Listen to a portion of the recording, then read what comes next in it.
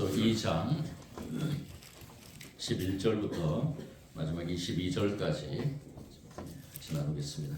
오늘도 이 시간 우리에게 주시는 하나님의 말씀인 줄 믿고 먼저 한 절씩 교독할 때 음성 듣기를 원합니다. 그러므로 생각하라. 너희는 그때의 육체로는 이방인이요 손으로는 육체에 행한 할례를 받은 무리라. 칭함을 받는 자들로부터 할례를 받지 않는 무리라. 칭함을 받는 자들이라. 그때 너희는 그리스도 밖에 있었고 이스라엘 나라 gat된 사람이라. 약속의 언약에 대하여는 의인이요 세상에서 소망이 없고 하나님도 없는 자이니 이제는 전에 멀리 있던 너희가 그리스도 예수 안에서 그리스도의 피로 가까워졌느니라. 그는 우리의 하나님이시니라. 둘로 하나를 만드사 원죄를 얻고 저희의 맡긴 감을 자기의 육체로 얻고 법조문으로 된 계명의 율법을 폐하셨으니 이는 이 둘로 자기 안에서 한 세 사람을 지어 화평하게 하시고 또 십자가로 이들을 하나님으로 하나님과 화목하게 하려 하시니라. 원수된 것을 십자가로 소멸하시고 또 오셔서 먼데 있는 너희에게 평안을 전하시고 가까운 데 있는 자들에게 평안을 전하셨으니 이는 그로 말미암아 우리들이 한 성령 안에서 아버지께 나아감을 얻게 하려 하시니라. 그러므로 이제부터 너희는 외인도 아니요 나그네도 아니요 오직 성도들과 동일한 시민이요 하나님의 권속이라. 너희는 사도들과 선지자들의 거기에 세우심을 입은 자라. 그리스도 예수께서 친히 우리 되셨느니라. 그의 안에서 건물마다 서로 연결하여 주 안에서 성전이 되어가고 너희도 성령 안에서 하나님의 거하실 처소가 되기 위하여 그리스도 예수 안에서 함께 지어져 가느니라. 아멘. 사순절 첫 번째 주일 우리가 묵상할 말씀, 오늘 이 시간에 하나님께서 저와 여러분에게 주신 말씀인 줄 믿고 우리 오늘 이 말씀 가운데서 십자가와 공동체의 관계 속에서 우리가 특별히 교회 공동체, 우리 공동체라면 하나님이 세우신 공동체는 여러 가지가 있겠죠. 그 중에서 가장 어떻게 보면은 기초가 되는 교회 공동체에 대해서 십자가가 교회 공동체에 어떤 의미를 갖고 있는가, 또 왜 중요한가, 우리가 이 시간에 우리 교회 공동체를 적용하기를 원하면서 더 나아가서는 넓게는 이 땅에 주님의 피값으로 세우신 모든 교회 공동체가 그렇게 되기를 원합니다. 우리 오늘 이 말씀에서 우리가 먼저 교회라는 것, 우리 교회 공동체를 하나님께서 세우심을 믿고 우리 저와 여러분이 교회라는 이 공동체 속에서 신앙생활을 하면서 교회 중심으로 살아가고 있는 가운데 이 땅에 특별히 우리나라에는 참 많은 교회가 있습니다. 수많은 교회가 세워졌습니다. 저는 이게 다 하나님의 은혜라고 생각합니다. 6.25 전쟁을 통해서 폐허 같은 이 땅에 하나님께서 놀랍도록 이 나라를 사랑하셔서 많은 교회들을 세우셨는데 교회가 너무 많다고 또 투덜거리는 그런 사람도 있죠. 그리고 교회를 바라보면서 교회 성도들이, 교회 교인들이 이 땅에서 왜 저렇게 살아가는가라고 비판적인 목소리도 일어나고 있는 이 시대, 특별히 더 많은 비판이 일어나고 있는 이 시대입니다. 이 교회가 왜 이렇게 비판을 받는가, 왜 이렇게 사람들로 하여금 이 교회가 거리감을 느끼게끔 그렇게 만들었는가. 교회가 이래야지, 교회가 이러한 모습이 돼야지, 교회 속에 교회에 출입하는 교인들이 이러한 모습을 가져야지 라는 그러한 생각을 가지면서 오히려 그들이 교회를 정죄하고 교회에 출입하는 모든 성도들을 정죄하는 가운데 있는데, 그렇다면 우리 교회는 어떤 곳일까? 그리고 교회가 존재하는 주된 목적과 주된 사역은 무엇이 되어야 될까? 그리고 교회에 출석하는 이유는 무엇일까? 저와 여러분이 교회의 성도로서 출석하는 이유는 무엇일까? 우리의 이 물음표를 가지고 이 시간에 오늘 이 말씀을 같이 묵상하면서 귀한 것을 깨닫길 원합니다. 지금 이 시대에 우리 많이 얘기 회자되죠. 이 땅에는 가난한 성도가 너무 많다. 가난한 성도가 좋은 의미의 가난한 성도가 아니죠. 가난하면 거꾸로 하면 안 나가라는 그런 의미가 담겨 있습니다. 이렇듯 자신은 기독교인이라 그러면서 교회에 속하지 않으려는 그러한 사람들이 너무 많이 있다는 것입니다. 여러 가지로 이 교회에 대한 연구를 많이 하는 그러한 분들의 이야기 속에서 왜 이러한 현상이 일어나는가?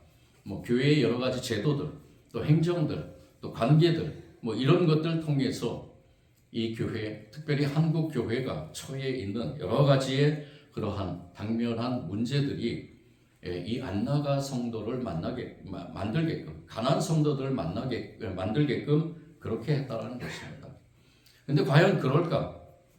저는 그것을 생각하면서 가장 본질적인 것들이 잘못되어 있었기 때문이 아닌가?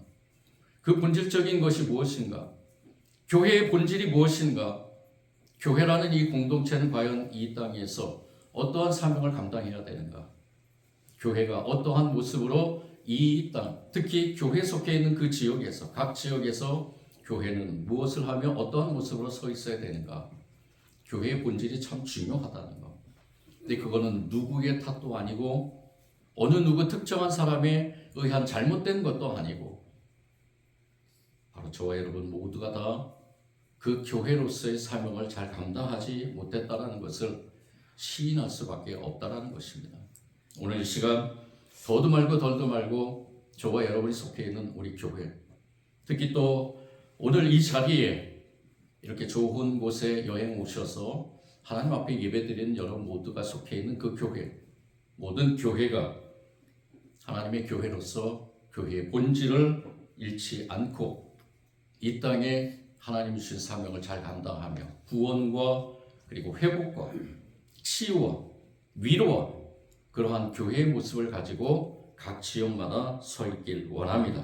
아멘. 오늘 말씀에 등장하는 에베소 교회, 이 에베소 교회는 그 당시에 소아시아에 있던 많은 교회들 중에 어떻게 보면 참 중심에 서 있는 교회라고 볼 수 있습니다. 저희가 며칠 전에 교회 70주년 기념으로 사도 바울의 여정을 따라서 성지순례를 다녀왔습니다. 물론 이 에베소라는 지역도 갔습니다. 그리고 에베소 교회라는, 제가 사진을 하나 보여드릴 텐데 제가 직접 찍은 사진인데 이 에베소 교회가 세워졌던 곳이라는, 지금은 많이 다 허물어져서 거기 이 모습이 드러나지는 않았지만 이곳에 에베소 교회가 세워졌다라고 이렇게 얘기를 합니다. 이 에베소 교회가 세워진 이 에베소 지역 뿐만이 아니고 소아시아의 그 중심에 있었던 많은 교회들, 세워졌던 그 교회들에 아주 심각한 문제들이 많이 있었다는 것을 알게 됩니다. 이 사도 바울이 오늘 말씀 이 에베소서를 편지를 에베소 교회 편지를 쓴 때는 바로 사도 바울이 로마의 1차 투옥 때 있었던 때입니다. 에베소뿐만이 아니라 또한 빌립보 교회, 그리고 이 골로새 교회, 그리고 이 사도 바울이 사랑하는 빌레몬에게 편지를 쓰는 이 네 종류의 편지를 쓰는 그런 가운데서 이 편지를 쓰게 된 가장 큰 이유가 무엇이었냐면은 그 당시에 골로새 교회를 섬기고 있었던 이 에바브라라는 사람이 이 사도 바울에게 찾아와서 이 골로새 교회의 상황이 어떠한가, 또 골로새 교회뿐만이 아니라 그 주변에 있는 많은 그 신약 교회들, 소아시아에 있는 그 교회들의 모습 속에서 아주 심각한 이러한 그 교회 공동체 안의 문제점들을 이 사도 바울에게 이야기했다라는 것입니다. 그 문제점들이 이 골로새서 2장 8절 말씀에 보면 드러나는데요. 누가 철학과 헛된 속임수로 너희를 사로잡을까 주의하라. 이것은 사람의 전통과 세상의 초등학문을 따름이요 그리스도를 따름이 아니다. 사도 바울이 골로새 교회에 편지 쓰면서 이 에바브라에게 들었던 여러 가지의 그러한 철학적인 사상이나 그리고 헛된 속임수, 그리고 많은 우상들, 특별히 이 에베소 지역은 사진 하나를 더 보여드리면은 이 에베소 지역의 이 중심 대로로 해서 많은 부분에 많은 그러한 우상이 세워져 있었는데 그 중에서 가장 큰 우상이었던 이 에베소 지역의 그 우상이었던 이 신전이 세워져 있었다는 것을 알게 됩니다. 지금 신전의 그 무너진 신전의 모습들이 많이 있는데요. 우상을 섬기던 그 에베소 지역, 이 에베소 지역에서 사도 바울이 이 여행을 하면서 제3차 여행을 1차 전도 여행하면서 복음을 전했고 3차 전도 여행하면서 그곳에서 3년 동안 사역을 하면서 많은 그러한 사람들에게 올바른 진리를 가르쳤습니다. 그런데 이 사도 바울이 감옥에서 들린 얘기는 그 진리의 말씀의 진리 위에 서는 것이 아니라 많은 잘못된 철학적인 사상이나 그리고 왜곡된 속임수나 많은 그러한 우상들의 그러한 현혹된 모습 속에서 교회가 흔들리고 교회가 갈등이 생기고 그리고 더 중요한 것, 이 유대인들, 개종된 유대인들로 인해서 많은 갈등들이 일어나는 서로 비판하고 서로 정죄하고 이 할례를 받아야 된다, 안 받아야 된다 라는 이러한 여러 가지 그러한 주제를, 율법적인 주제를 가지고 교회 안에 심한 갈등이 일어났었다는 것입니다. 이러한 갈등 속에서 이 사도 바울은 교회마다 이 구약과 신약과의 그러한 관계 속에서 올바른 신학적인 정립이 필요했었던 거죠. 그래서 이 사도 바울은 교회마다 편지를 쓰면서 올바른 신학적인 정립을 이뤄가길 원했습니다. 왜 이게 중요한가? 이것은 바로 하나님의 말씀 위에서 모든 교회들이 든든하게 서가기를 원했다는 것입니다. 다른 어느 것도 아니고 하나님의 오직 말씀으로 든든하게 서가기 위해서는 올바른 하나님의 생각, 올바른 하나님의 뜻, 올바른 하나님이 원하시는 그 목적과 모든 것들이 이 교회에 정립이 돼야 된다는 것입니다. 그것이 바로 신학적인 정립입니다. 올바른 신학적인 정립이 되지 않으면은 이리 흔들리고 저리 흔들리고 모든 갈등 가운데서 서로를 정죄하면 내가 옳다, 네가 옳다, 네가 잘못됐다 이렇게 정죄하면서 많은 갈등들이 일어나게 된다는 것입니다. 사도 바울은 이 서신서를 통해서 올바른 교회관을 심어주기 위해서 일련의 신학적인 원리와 교훈을 전하기 시작했다는 것이죠. 그래서 오늘 이 말씀에서도 에베소 교회의 이 교회의 본질 그리고 교회가 설립되게 하신 하나님의 목적이 무엇인가 그 근본에 대해서 이 말씀을 통해서 선포하고 있는 것입니다. 그렇다면 교회의 그 본질은 무엇인가? 또 교회는 왜 하나님께서 세우셨는가? 이것을 우리가 오늘 이 시간에 저와 여러분 깊이 깨닫고 우리 교회가 하나님이 보시기에 아름다운 교회, 하나님께서 쓰시기에 합당한 교회, 그리고 본질을 잃지 않는, 변질되지 않는 그러한 교회로서 이 땅에 존재하기를 원하는 것입니다. 이 말씀이 우리 교회에 적용되기를 위하면서 우리가 먼저 생각해야 될 것이 있습니다. 그것이 무엇이냐? 우리 각자 우리 모든 성도들이 옛날 자기가 어떠한 존재였는가를 잊지 말라는 것입니다. 오늘 우리 말씀 11절과 11절부터 13절 말씀을 다 같이 한번 더 읽어보겠습니다. 11절부터 13절입니다. 시작. 그러므로 생각하라. 너희는 그때의 육체적인 인간이요 손으로 육체나 할례를 받은 무리라 칭함을 받는 자들로부터 할례를 받지 않는 무리라 칭함을 받는 자들이라. 그때에 너희는 그리스도 밖에 있었고 이스라엘 나라 밖에 사람이라. 약속의 언약들에 대하여는 외인이요 세상에서 소망이 없고 하나님도 없는 자이더니 이제는 전에 멀리 있던 너희가 그리스도 예수 안에서 그리스도의 피로 가까워졌느니라. 아멘. 사도 바울은 에베소 교인들에게 과거에 어떤 사람이었는지를 잊지 말라고 권면합니다. 그때에 너희들은 어떤 존재였느냐? 왜 이것이 중요한가? 이 사도 바울이 우리는 그렇죠. 되도록이면 과거의 것을 잃어버리길 원합니다. 특히 안 좋은 일들. 내가 과거에 안 좋은 경험을 했거나 이것을 내 기억 속에서 지워버리고 싶다는 일들이 있으면은 이 그 현재 상황에서 그것을 내기가 싫은 것입니다. 그런데 사도 바울은 기꺼이 그것을 그때의 그러한 나의 모습, 나의 존재, 내가 어떠한 사람이었는가를 기억하라는 그때라는 이 말에는 바로 그러한 의미가 담겨 있습니다. 이 사도 바울이 에베소 교회에 이러한 말씀을 하는 것은 무슨 의미인가? 이 에베소 교회 성도들은 이전에 이방인이었다라는 것을 먼저 얘기를 합니다. 이방인이었다라는 것은 무엇을 의미하느냐? 구약시대 때 하나님의 선택을 받지 못한 사람들, 즉 유대인들이 그들을 죄인이라고 정죄한 사람들. 오늘 말씀에서도 육체로는 이방인이요라고 표현했고요. 손으로는 육체에 행한 할례를 받은 무리라 칭함받은 자들로부터, 유대인들로부터라는 겁니다. 할례를 받지 않은 무리라 칭함을 받은 자들이다. 그러니까 이 말에는 유대인들로부터 죄인이라 정죄받으면서 또 한편으로는 이 이방인들과 유대인들과의 그 완전한 분리, 이것을 통해서 이 이방인들은 절대적으로 유대인들 그 안으로 들어오지 못하는, 즉 하나님 나라의 백성으로 들어오지 못하는 그러한 존재였다는 것입니다. 그때 너희는 그리스도 밖에 있었고 이스라엘 나라 밖에 사람이라 약속의 언약들에 대하여는 외인이요 세상에는 소망이 없었고 하나님도 없는 자이었다. 너희들 그 전에 그러한 자였다라는 것을 잊지 말라는 것입니다. 왜 그럴까요? 왜 사도 바울은 이렇게 얘기를 했을까? 과거의 것을 이 에베소 교회의 성도들이 과거의 것을 다시 한번 되새기면서 자신들이 어떠한 존재였는가를 잊지 말라고 한 그 사도 바울의 이유는 무엇인가? 이 사도 바울은 그것을 13절 말씀에서 해답을 주고 있습니다. 이제는 전에 멀리 있던 너희가 그리스도 예수 안에서 그리스도의 피로 가까워졌느니라.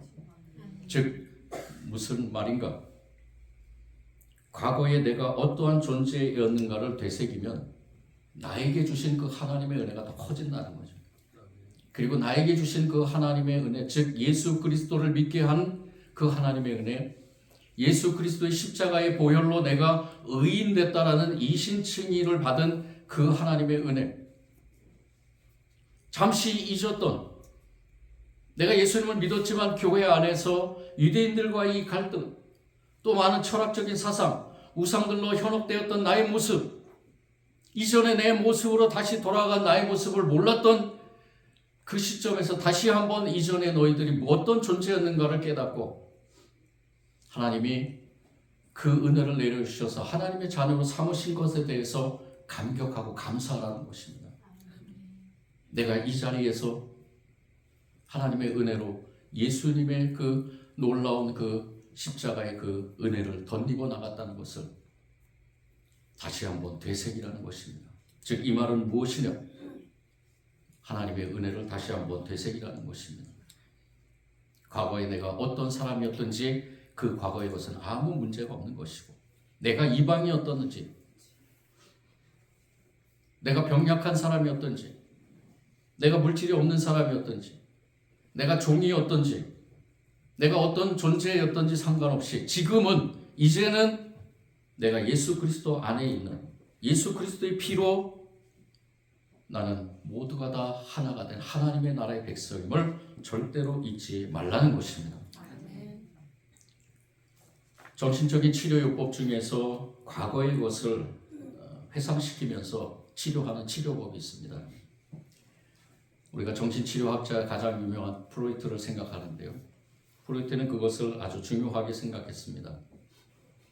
그래서 현재에 내가 어떤 정신적인 충격에 의해서 질병에 걸렸다면 그 질병을 치료하는 방법 중에서 과거의 것을 회상시키면서 과거의 것을 지금 현재로 가까이 가져오면서, 과거에 내가 부모로부터 많은 학대를 받았거나 아니면 어떠한 이 공동체에서 외톨이로 외로움을 당했거나 아니면 여러 가지 그러한 과거의 그러한 것들을, 안 좋은 것들을 다시 한번 이 지금 현 상황으로 가져와서 그것의 원인이 무엇일까라는 것을 파헤치면서 치료하는 치료의 방법이 있습니다. 오늘 이 시대에 하나님의 백성들이 절대적으로 우리가 기억해야 될 것이 있습니다. 과거에 저와 여러분은 죄인이었습니다. 그렇지만 지금은 하나님의 나라의 백성입니다. 예수 그리스도가 십자가에서 저와 여러분의 죄를 담당하시고 속량하시고 그리고 우리의 죄를 그 예수 그리스도가 흘리신 보혈의 피로 덮어주셨기 때문에 저와 여러분은 죄인이지만 의인으로 이 땅에서 하나님 나라의 백성으로 살아가고 있다는 것입니다. 이것을 잊지 마시기 바랍니다. 세상에 어떤 것이 유혹할지라도 또한 어떤 사상들이 저와 여러분을 가르치려고 할지라도 저와 여러분은 이곳에서 벗어나면 안 된다는 것입니다.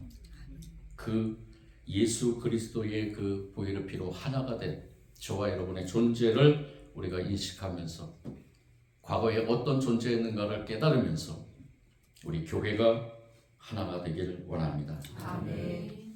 두 번째로 사도 바울은 이 에베소 교회 성도들에게 이렇게 얘기를 합니다. 교회 공동체는 철저히 예수님을 향한 신앙 고백 위에 서 있어야 된다는 것입니다. 오늘 말씀 14절부터 18절의 말씀입니다. 우리 같이 한번 읽어보겠습니다. 시작.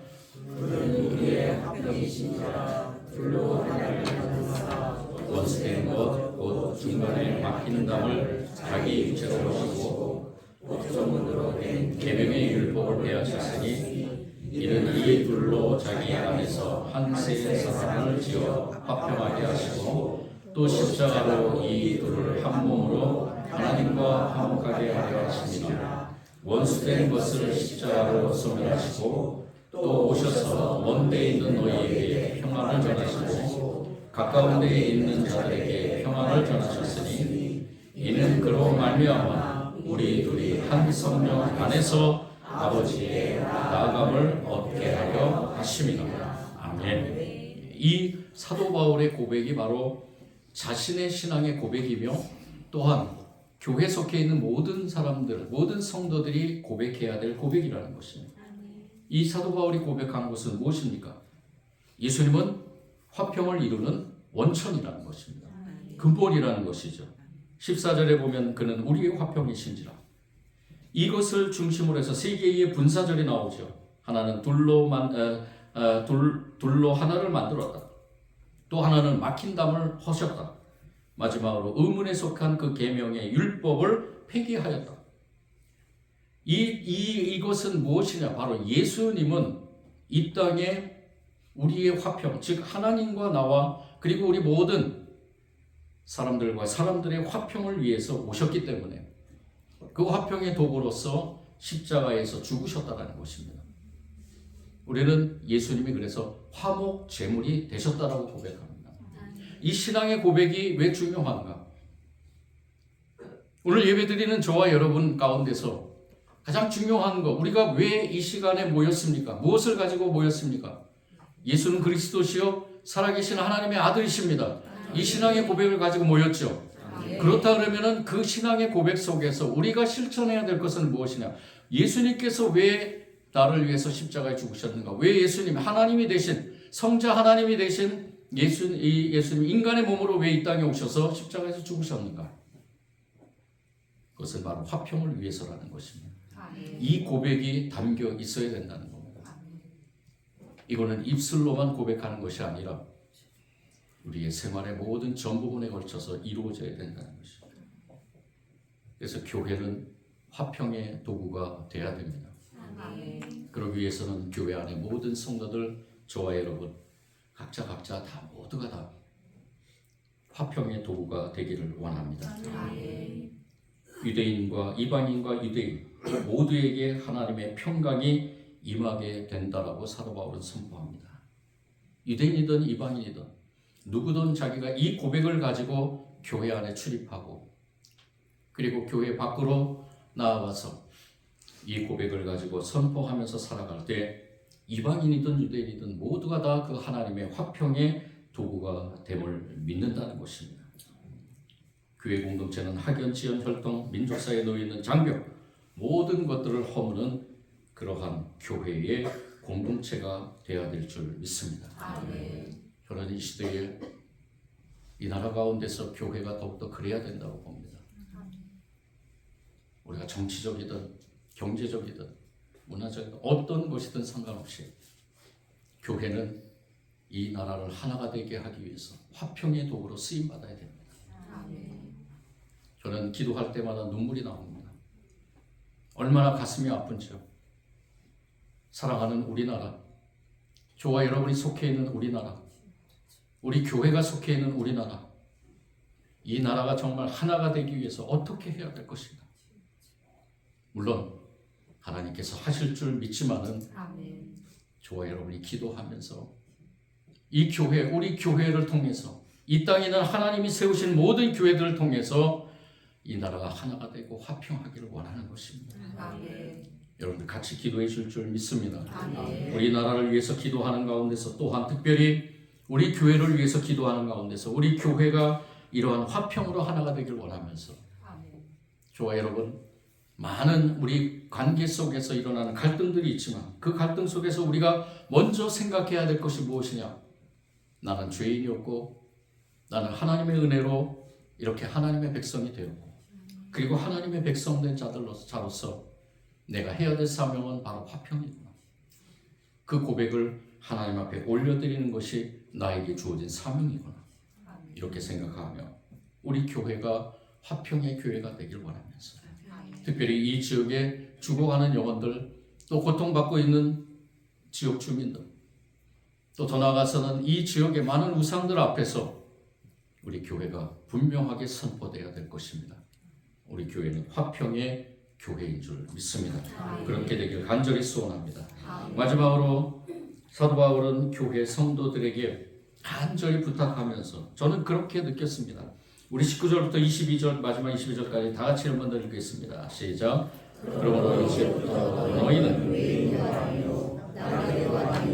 오직 성도들과 동행한 시민이요 하나님의 권속이라. 너희는 사도들과 선지자들의 터 위에 세우심을 입은 자라. 그리스도 예수께서 친히 모퉁이 돌이 되셨느니라. 그의 안에서 건물마다 성묘 연결하여 주 안에서 성전이 되어가고 너희는 성령 안에서 하나님이 거하실 처소가 되기 위하여 그리스도 예수 안에서 함께 지어져 가느니라. 아멘. 사도 바울이 에베소 교회에 간곡하게 부탁하는 또 교회의 본질을 잃지 않게 해서 어떻게 해야 되는가 마지막으로 선포하는 것이 무엇이냐. 절대 잊지 말아야 될 것 바로 너희들은 다 사도 바울도 마찬가지죠. 자신과 이 모든 에베소 교회 성도뿐만이 아니라 그 시대에 사도 바울이 이렇게 서신서 쓰면서 또한 모든 예수님을 믿는 그 믿음으로 교회 공동체를 세운 곳에 간절히 원하는 것은 바로 모두가 다 하나님의 권속이라는 것입니다. 권속이라는 말이 무엇인지 아십니까? 바로 가족이라는 뜻입니다. 한 집에서 함께 생활하는 사람들. 저와 여러분이 하나님의 권속인 줄 믿습니다. 하나님이 지으신 그 하나님 나라에서 함께 살아가는 가족들. 이 가족의 개념은 참으로 중요합니다. 이 가족의 개념을 사도 바울은 누누이 선포했습니다. 그러므로 이제부터 너희는 외인도 아니요 나그네도 아니요 오직 성도들과 함께 동일한 시민이요 하나님의 권속이라. 이 에베소 교회에 선포된 이 사도 바울의 이 선포의 말씀 또한 뿐만이 아니라 곳곳에서 이 사도 바울은 모든 하나님을 믿는 사람들이 모인 공동체 교회 안에서 이 성전 그 사상, 성전의 신학적인 그 사상, 이 신학적인 개념에서 가장 중요한 것이 무엇이냐? 사도 바울은 바로 가족이라는 그 개념을 선포했다는 것입니다. 가족이라는 우리 교회, 우리 가정 속에서 있는 그러한 가족 구성원들만 가족이 아닙니다. 신앙의 가족들, 저와 여러분, 누가 아버지고 누가 어머니고 누가 자녀들이고 그게 아니고요. 우리 모두는 아바 아버지신 하나님 안에서 우리가 모두가 다 한 가족임을 고백하기를 원합니다. 그리고 그렇게 살아가길 원하며 그렇게 그러한 믿음을 가지고 세상에 나아갈 때 우리는 서로를 위해 기도하고 또 서로를 돕고 서로가 어려울 때마다 위로하고 힘주고 세워주고 나만이 잘 먹고 잘 사는 것이 아니라 나만이 그냥 있다가 하나님 부르실 때 가는 것이 아니라 우리 모두가 다 저의 가장 큰 소원이 무엇이냐? 저와 여러분이 함께 하나님 나라에 가는 것입니다. 주님이 이 땅에 오실 때 저와 여러분이 같이 함께 하나님 나라에 가는 저희의 목표의 방향은 바로 그것입니다. 주님의 뜻대로 늘 근심하면서 주님과 늘 동행하면서 예배와 말씀과 기도의 그 훈련을 통해서 우리가 이 땅에서 하나님 나라의 백성으로 살아갈 때 저와 여러분 한 가족임을 잊지 마시고 이 가족 때문에 그러한 사상을 통해서 성전 사상으로 이어져서 이 고린도전서 3장 16절에 보면은 사도 바울의 그 성전 사상이 잘 드러나고 있는데요. 너희는 너희가 하나님의 성전인 것과 하나님의 성령이 너희 안에 계시는 것을 알지 못하느냐. 우리 이 하나님이 세우신 이 교회, 우리 교회가 바로 가족으로 구성된 하나님의 건석으로 구성된 그러한 교회인 줄 믿습니다. 아멘. 이 사순절 첫 번째 주일 우리 교회 공동체가 하나님 나라의 공동체가 되기 위해서 공동체 가족 한 분 한 분이 내가 어떤 존재이었는가를 기억하면서 그리고 하나님과 서로를 위해서 화평으로 하나가 되며 서로가 서로를 격려하고 위로하고 소망 가운데서 하나님 나라를 이루어가는 친밀한 가족 공동체를 이루어가는 그런 하나님의 은혜가 임하기를 원합니다. 아멘. 저와 여러분은 하나님 나라의 백성이고 가족입니다. 아멘. 절대 잊지 마시고 우리가 세상 밖에 나가서도 우리 서로를 위해서 기도하며 또 서로를 위해서 우리가 무엇을 해야 될지 내가 교회로서 무엇을 해야 될지 그것을 생각하면서 우리 모두가 다 하나가 돼서 우리 교회를 통해서 놀라운 하나님의 역사가 이 지역에 임할 줄 믿습니다. 아멘. 사랑해 주님 감사합니다. 십자가로 화목하게 하는 공동체, 우리 교회 공동체가 되기를 원하며 오늘 말씀을 깊이 묵상했습니다. 이 사순절 절기를 지내면서 우리 먼저 교회 공동체를 생각할 때마다 주님께서 주신 그 사명을 감당하기가 어떨 때는 또 힘들고 어떨 때 많은 갈등도 일어나고 또 어떨 때는 우리 교회 공동체가 과연 이 땅에 이 지역에서 어떠한 일을 해나가야 될지를 고민하는 가운데서 하나님의 뜻이 아니라 우리의 뜻으로 이루어지는 경우도 있었습니다. 주님 불쌍히 여겨주시고 주님 오늘 말씀을 통해 다시 한번 우리 교회를 회복시켜 주시고 우리 교회를 통해서 이 십자가로 화목하게 된 우리 교회를 통해서 놀라운 하나님의 역사가 일어나길 원합니다. 우리 교회 성도들 모두 한 분 한 분 서로가 가족임을 잊지 않게 하시고 주님이 이루신 화평으로 하나가 되게 하시고 우리가 어떠한 존재이었는가를 깨닫고 늘 주님 앞에 겸손하게 감사하면서 주님이 주신 귀한 은혜의 삶 하나님 나라의 백성의 삶을 살아가게 하여 주옵소서. 우리 교회가 건강하길 원합니다. 우리 교회가 사명을 감당하며 주님께만 영광 돌리길 원합니다. 우리 교회가 주님이 오셨을 때 잘했다 칭찬받는 교회가 되길 원합니다. 예수님 이름으로 기도드립니다.